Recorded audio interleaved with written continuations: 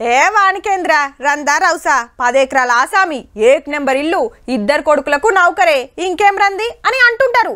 బయటికి చూడా అందరికి అట్లనే అగబడుతుంది, కానీ ఎవ్వల తిప్పల ఆళ్ళకే ఉంటాయి. అట్లనే కొలువులు చేస్తోళ్ళు దందాలు చేసి బగ్గా కమాయించేటోళ్ళకు సుత ఏ రంది లేదనుకుంటారు చాలా మంది. కానీ అసలు ముచ్చట ఏందంటే ఇంటింటికి మట్టిపోయే.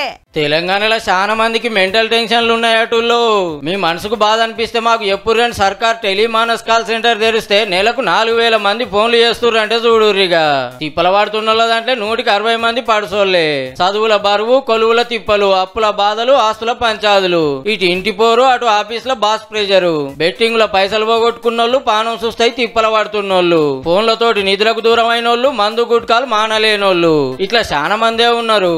జనవరికి వెళ్ళి ఏప్రిల్ దాకా 35,000 మందికి ట్రీట్మెంట్ సుధా చేసిరట దవాఖాన్లల్లా. కొందరు టెన్షన్లు తట్టుకోలేక పానాలు తీసుకోపోతే కౌన్సిలింగ్ ఇచ్చి కాపాడినరు.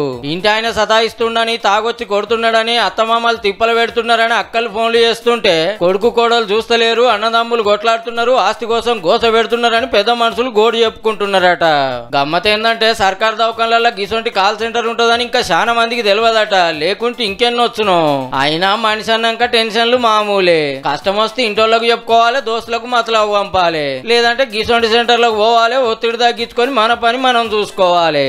అంతేగాని ఎవరి బాధ వాళ్ళే కడుపులో పెట్టుకుంటే ఇంటోళ్ళకు లేనిపోని టెన్షన్లు కాగల చూసుకోరి మరి.